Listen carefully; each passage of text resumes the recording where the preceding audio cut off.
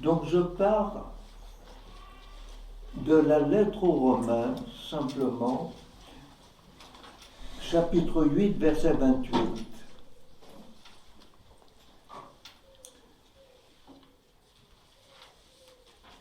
Ce que d'avance Dieu a discerné, il les a aussi prédestinés à reproduire l'image de son Fils, afin que le Fils soit l'aîné d'une multitude de frères. Voilà. C'est-à-dire, nous avons un frère aîné.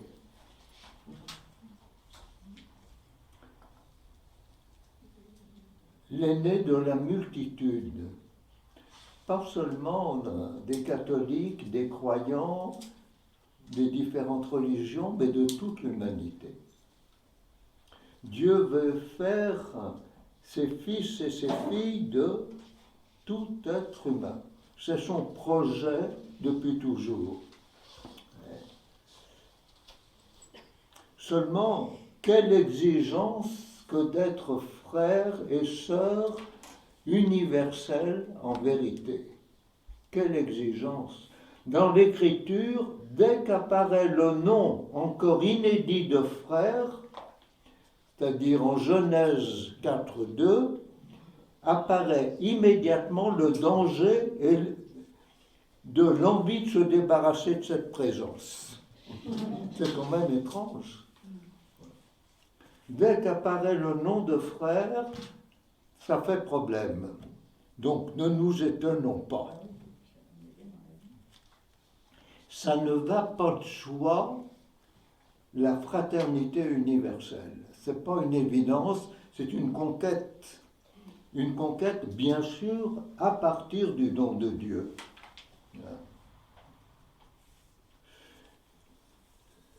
Quand il nous a appris à prier, Jésus nous dit, nous donne le Notre Père. Vous connaissez peut-être le commentaire que fait du Notre Père saint Cyprien de Carthage. Je vous cite, saint Cyprien, « Le Christ, maître de l'unité, n'a pas voulu que la prière soit faite seule et dans l'intimité, comme si celui qui prie le faisait simplement pour lui-même. Nous ne disons pas « Mon Père qui est aux cieux » et pas davantage « Donne-moi aujourd'hui mon pain quotidien ». Nul ne réclame que seuls ses péchés soient pardonnés, ni ne prie à part choix de n'être pas soumis à la tentation et délivré du mal. En effet, nous prions publiquement et en communauté, non pour un seul, mais pour le peuple tout entier, car c'est ainsi que nous sommes un. Je vous le disais hier, quand dans le Pater, nous disons que ta volonté soit faite, nous demandons qu'aujourd'hui, l'humanité tout entière se découvre un peu plus famille de Dieu, fille et fils de Dieu, pour pouvoir se découvrir frères et sœurs universels et pour essayer de bâtir plus de paix. Voyez. Alors, le don de la fraternité ne peut être qu'une grâce à mendier, pour faire la manche, qu'une grâce à mendier. Comme la filiation est un don gratuit, d'abord, la fraternité est un don gratuit.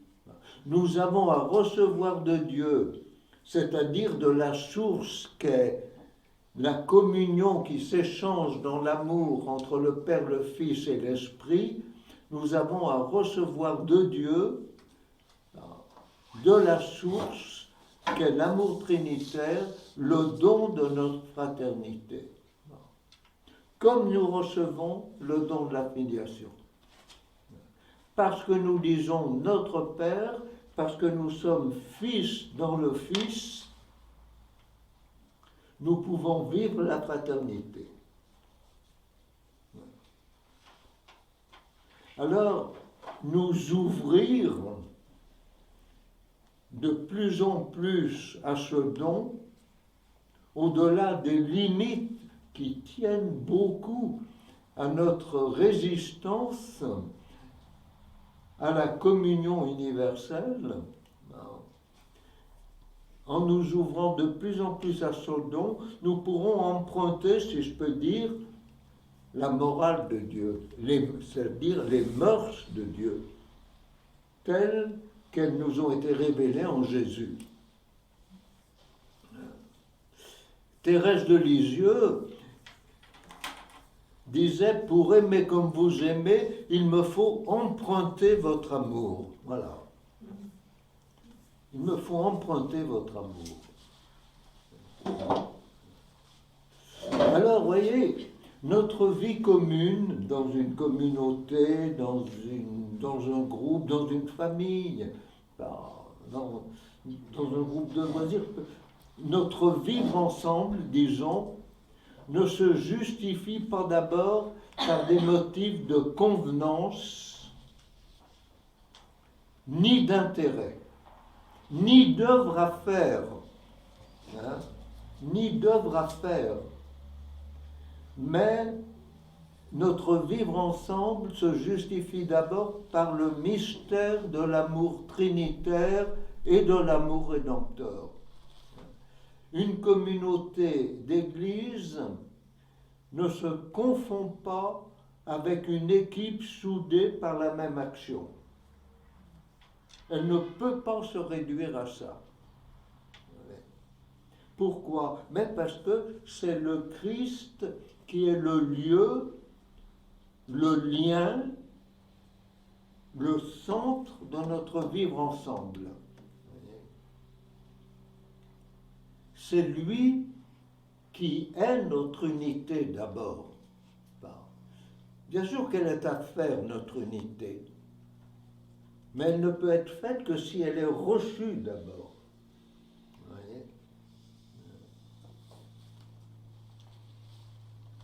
C'est Jésus qui est la vérité de notre vie fraternelle, comme et parce qu'il est la vérité ultime de chacune de nos vies.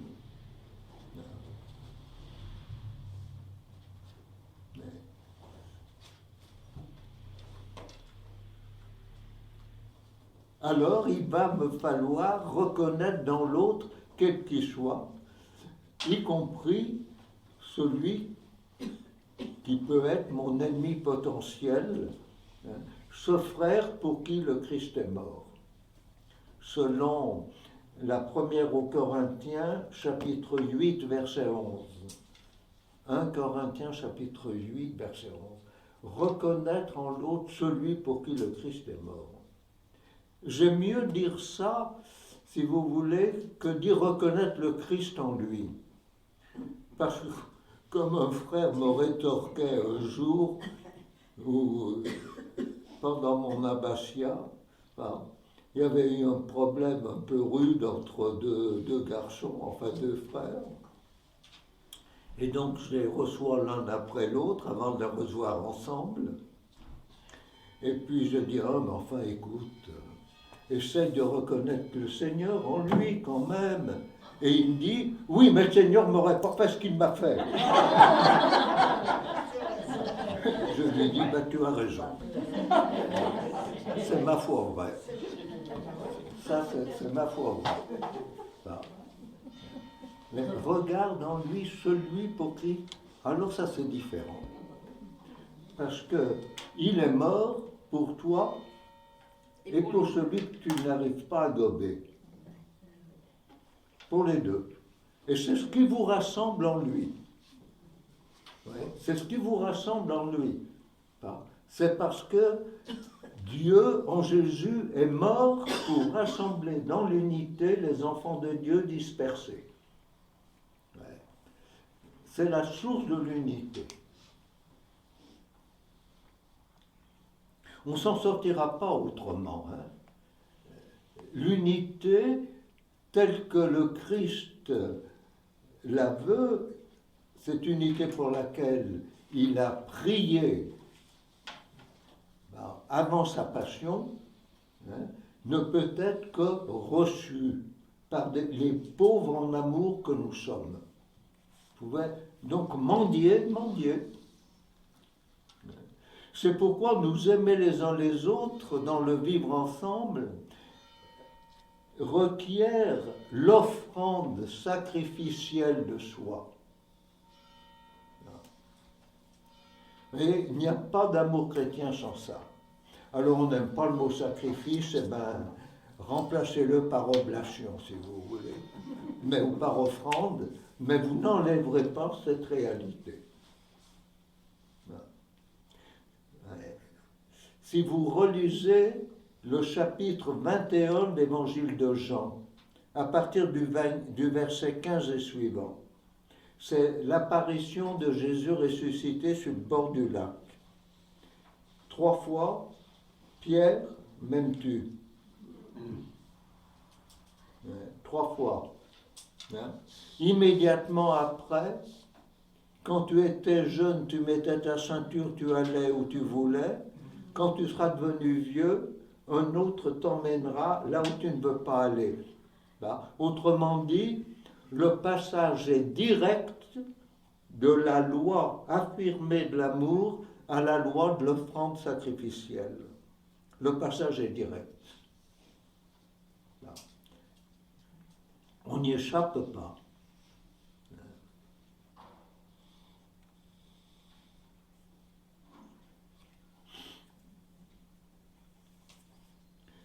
Et alors, si vraiment c'est le Christ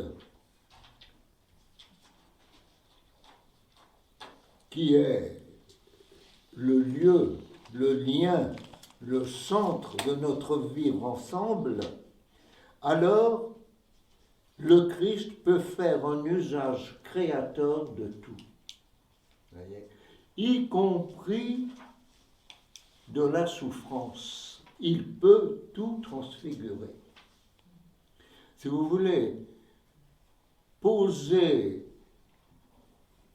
l'affiliation, la fraternité comme d'abord un don à recevoir, c'est reconnaître que le Christ peut construire avec tout. C'est reconnaître que nous pouvons construire avec lui, y compris avec les événements les plus durs de nos vies. Non seulement ce qui nous réjouit, et grâce à Dieu, il y a tant de choses qui nous émerveillent et qui nous réjouissent, mais avec les situations les plus insupportables et les échecs qui deviennent des éléments dynamiques qui nous poussent en avant. Ça va jusque-là. Même la souffrance, Dieu en fait usage. Alors, attention, ça n'a rien à voir avec une apologie de la souffrance ou de la mortification. Il ne s'agit pas de ça. Il s'agit d'accueillir l'amour infini de Dieu dans le Christ qui va dilater notre capacité, y compris notre capacité de souffrir. Mais c'est lui.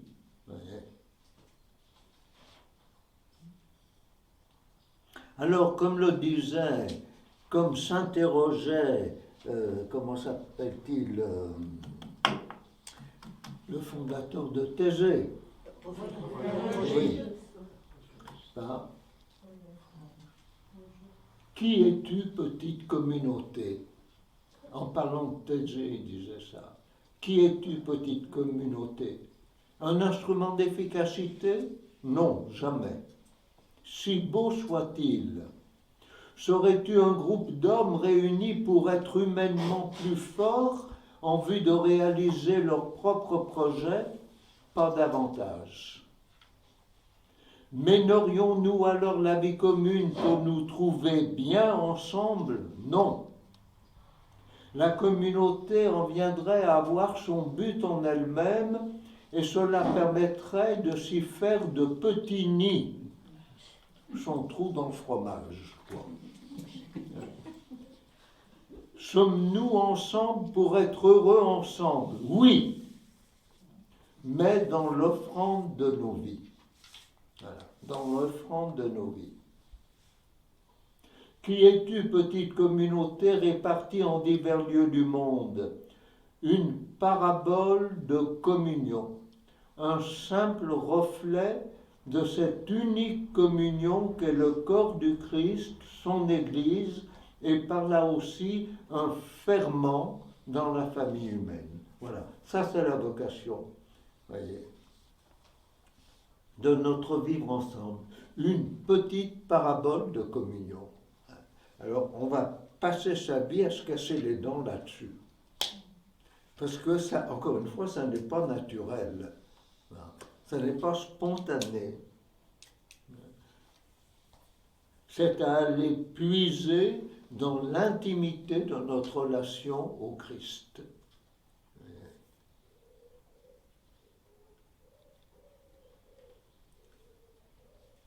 Le miracle de l'amour, c'est pas d'abord le miracle dont nous aimons. C'est le miracle dont nous sommes aimés. Nous avons à le recevoir sans arrêt pour pouvoir aimer. Alors vous avez dans la règle de Benoît ce qui est le testament spirituel de Benoît, le chapitre 72 du Bon Zèle. Vous pouvez le relire, le méditer sans arrêt. Il nous dit comment arriver à la vérité de l'amour. Et de l'amour de la vérité à la vérité de l'amour. De l'amour de la vérité à la vérité de l'amour, c'est le chemin. Cet amour fervent, nous dit Benoît, est le chemin qui mène à Dieu et qui fait vivre pour toujours. Le chemin qui vaut mieux que tous les autres.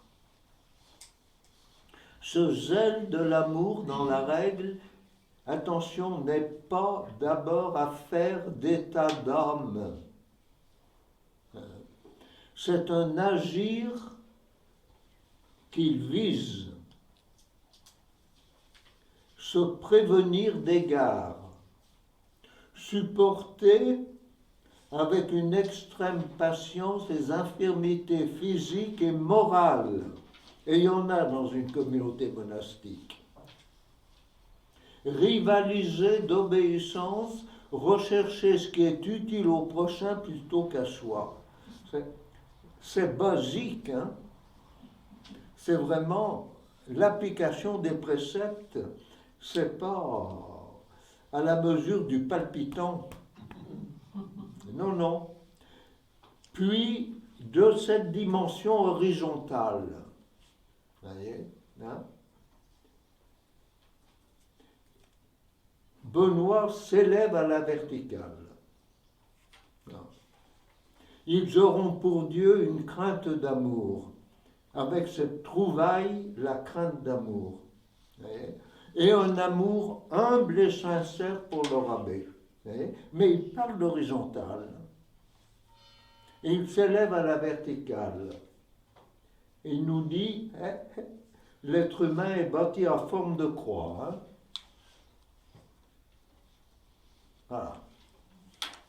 L'être humain est bâti en forme de croix. D'abord, la dimension verticale, c'est la filiation.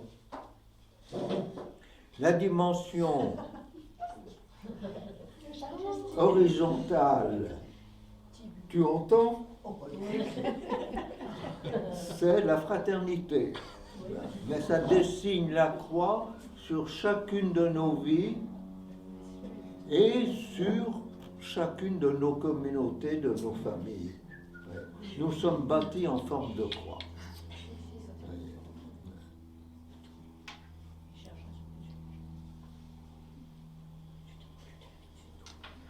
Paul VI, Saint Paul VI, maintenant on canonise tous les papes. Il faut, non, c'est sûr que c'est pas drôle d'être pape, hein, mais enfin.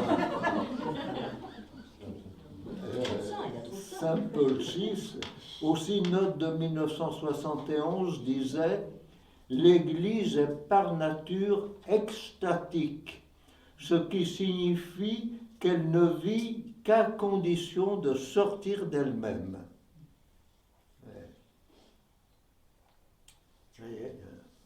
C'est ce que Brigitte de Suède avait bien compris.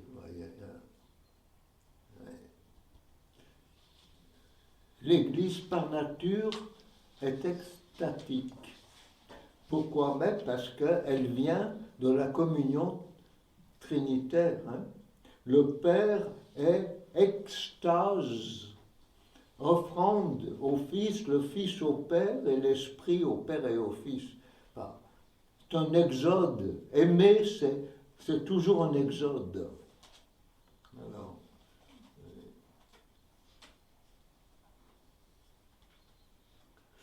Alors, vous voyez, reconnaître dans l'autre, quel qu'il soit, celui ou celle pour qui le Christ est mort. Il arrive que sans le savoir, des gens le vivent. Ouais. Parce que l'Esprit Saint leur fait vivre, alors que l'Église ne les reconnaît pas comme tels. Je vous cite un exemple. Bon, je ne sais pas si je vous ai déjà dit, mais peut-être bien, je ne sais pas. J'ai connu la secrétaire d'Édith Piaf, Danielle Bonnel, celle entre les mains de qui Piaf est mort, le 10 octobre 1963. Son mari était un des deux accordéonistes de Piaf, si vous voulez, hein, Marc Bonnel. Entre parenthèses, elle m'a dit bien des fois toutes les bêtises que les médias ont racontées sur Piaf. Hein. Bon. Mais c'est pas de ça que je veux vous rappeler. Mais un événement qu'a vécu Piaf. Vous savez, quand Piaf est morte en 63, maintenant on ne ferait pas ça. Mais on lui a refusé les obsèques religieuses parce qu'elle était divorcée 2 fois. Et puis elle avait eu une bonne quinzaine d'amants. Bon. Or, Piaf, voilà ce qu'elle a vécu, et ce n'est pas la seule fois. Elle donnait un tour de chant au théâtre de l'ABC à Paris. Vous voyez? C'était déjà tard dans la soirée, 11h30, et avant sa dernière parution en scène, elle dit « Oh là là, j'ai besoin d'un café ». Elle descend au bar, en bas, et elle commande un café. Le bar donnait sur la rue, il y avait une porte vitrée, et en remuant son café, elle voit une très jeune femme qui passe et repasse devant la porte. Et elle se dit, mais qu'est-ce qu'elle porte dans les mains, cette femme? Une corbeille? Je parie que c'est son bébé. Elle regarde, et puis elle voit la femme qui repasse les mains vides. D'un coup, Piaf se dit, cette nuit, elle a abandonné son bébé. Elle sort, et elle lui adresse la parole. Et cette femme qui n'avait pas 20 ans, raconte Piaf, s'écroule en sanglots. Piaf lui dit, c'est un bébé que vous aviez dans les mains? Elle dit oui. Et elle lui dit, en pleurant, j'ai été séduite, j'ai voulu garder mon enfant, ma famille m'a mis à la porte, je n'ai pas un sou, madame. je ne peux pas garder mon enfant, je l'ai déposé vers une porte cochère. Piaf lui dit, venez avec moi, on va chercher votre enfant. Elle lui met dans les bras la corbeille et lui dit, vous m'attendez 5 minutes, pas plus. Elle monte dans sa loge, elle redescend avec un chèque d'1 million. Bon. Elle lui dit, voilà, vous allez garder votre enfant. Et si jamais ça ne suffit pas, si vous êtes dans la détresse, voilà mon adresse, vous venez frapper à ma porte, ma maison sera la vôtre. Bon, ça ouvre le ciel. Si nous lisons l'Évangile chapitre 25, pas, divorcé ou pas, ça ouvre le ciel.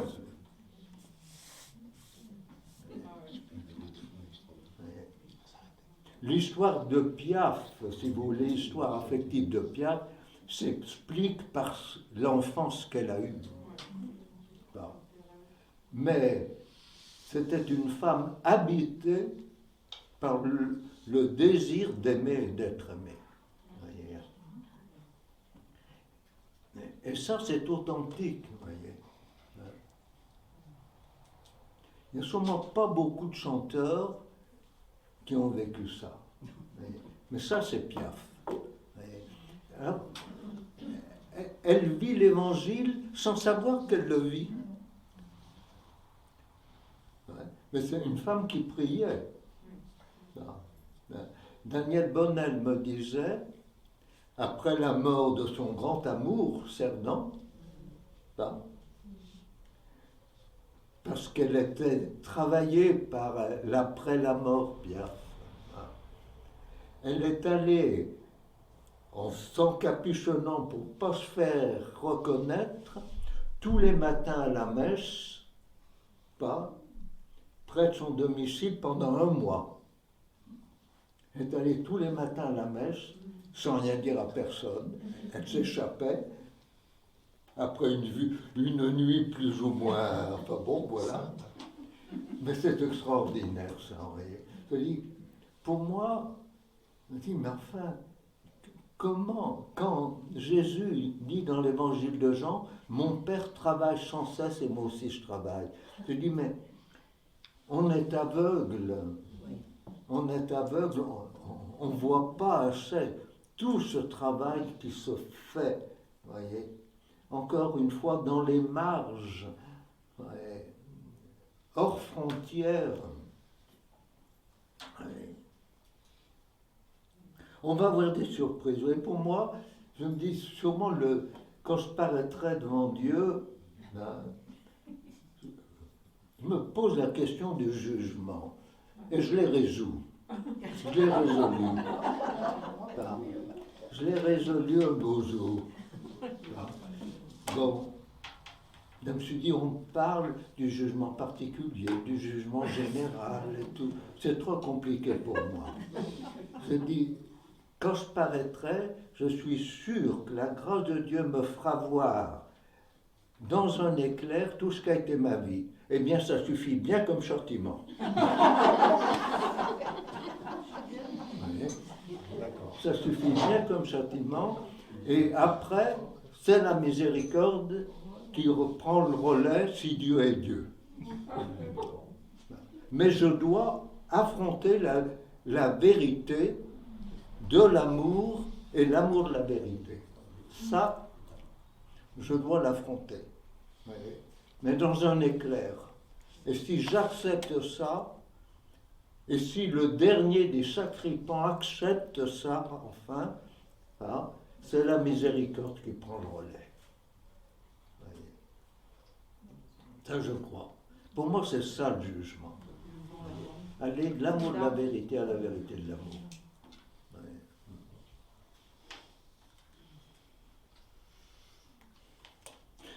Seulement, il nous faut, parce que c'est la base de la filiation et de la fraternité, accepter d'être pauvre jusqu'au bout. Parce que la pauvreté fait partie de l'amour, comme je l'ai déjà dit. Le Saint-Esprit au cœur de la Trinité est le dynamisme de cette pauvreté, si vous voulez. C'est pour ça que dans le Veni Sancte Spiritus, la liturgie l'appelle Pater Pauperum, le Père des pauvres, celui qui engendre la pauvreté, qui permet d'être libre de soi pour aimer davantage. C'est ça la liberté des enfants de Dieu, comme on a dit au début. C'est une liberté non pas de faire ceci ou de faire cela, mais une liberté pour aimer davantage. Et cette pauvreté, avant d'être notre affaire, est un choix divin. Vous voyez ? C'est le choix de Dieu en Jésus. Dieu, parce qu'il a voulu nous faire comprendre ce qui est autre chose que savoir, parce qu'il a voulu nous faire comprendre l'amour, il s'est fait pauvre, comme nous. Vous connaissez la libéralité de notre Seigneur Jésus-Christ, qui, de riche qu'il était, s'est fait pauvre pour nous enrichir de sa pauvreté. Pour nous enrichir de sa pauvreté. C'est la deuxième aux Corinthiens, 2 Corinthiens 8, 9.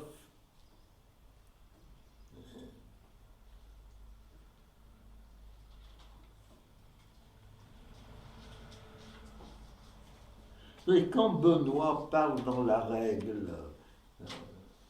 de la dépossession, ne rien avoir en propre, même pas son propre corps, il y va un peu fort tout de même. Il y va un peu fort. Hein.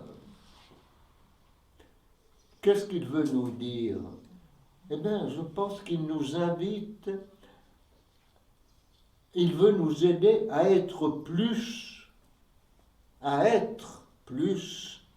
en ayant moins, pour aimer plus.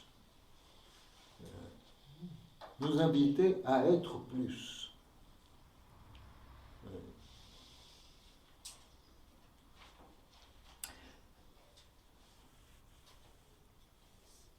Alors, si vous voulez, cet amour fraternel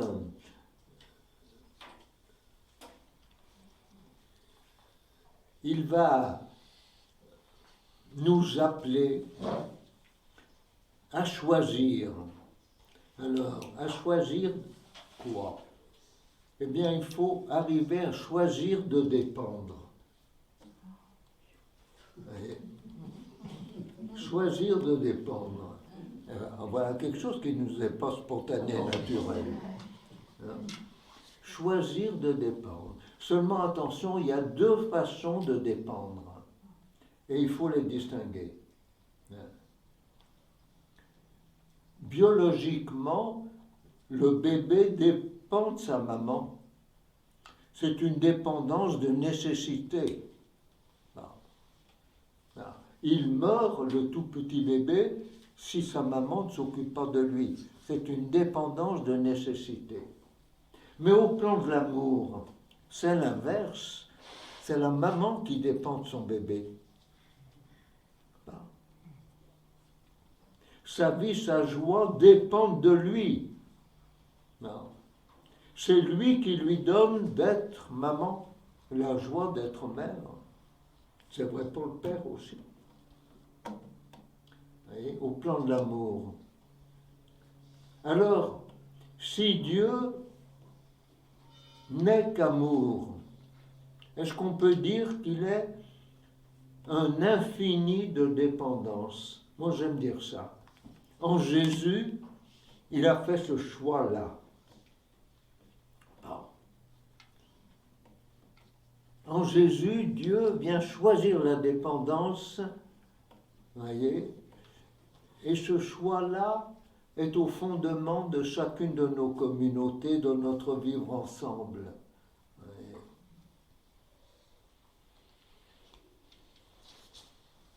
Alors dépendre ensemble du Christ, oui, c'est-à-dire de l'amour de Dieu manifesté dans la chair en Jésus, mais aussi dépendre les uns des autres.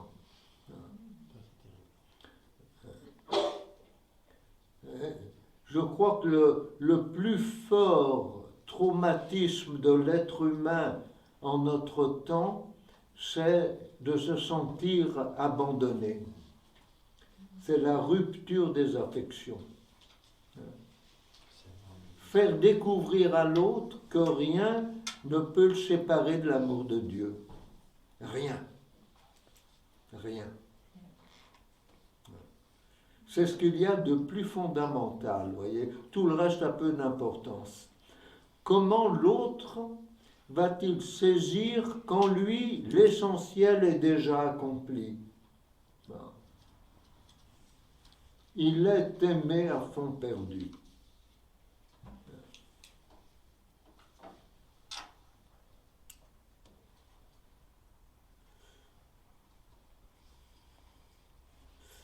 Roger Schutz disait que le chemin de cette dépendance, vous voyez, c'est l'écoute vraie.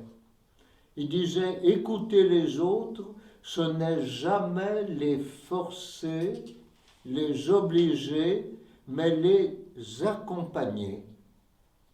Les accompagner. Écouter. Vraiment. Vous voyez, c'est une chose qu'on peut toujours faire. Il ne faut pas vouloir trouver des solutions à tous les problèmes que nos frères et sœurs en humanité viennent nous confier. Mais on peut les écouter jusqu'au bout.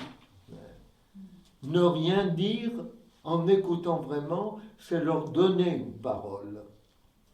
Voyez, Je me souviens de cette conférence, il y a plus de 50 ans, de Marc Oraison. Vous savez, le prêtre psychanalyste, là, des années 70. Une conférence, c'est la seule chose qui m'est restée. Il nous racontait qu'il reçoit une patiente un jour. Il l'écoute, il disait, je limite à 1 heure maxi. Il dit, au bout de 60 minutes, cette patiente avait parlé 59 minutes. 59 minutes. Je lui dis 2 mots et je la raccompagne à la porte. Elle se retourne, elle me dit, comme je vous remercie de tout ce que vous m'avez dit. Il nous disait, l'écoute qui est à base de la désappropriation de soi, est une parole que vous donnez à l'autre.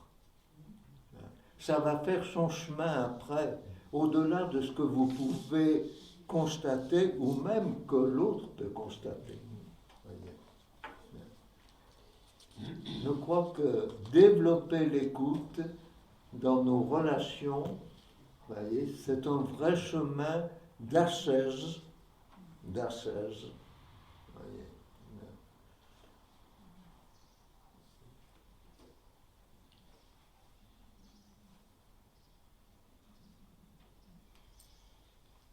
Voilà, nous pouvons rester là parce que c'est 10h30, ça fait 3/4 d'heure.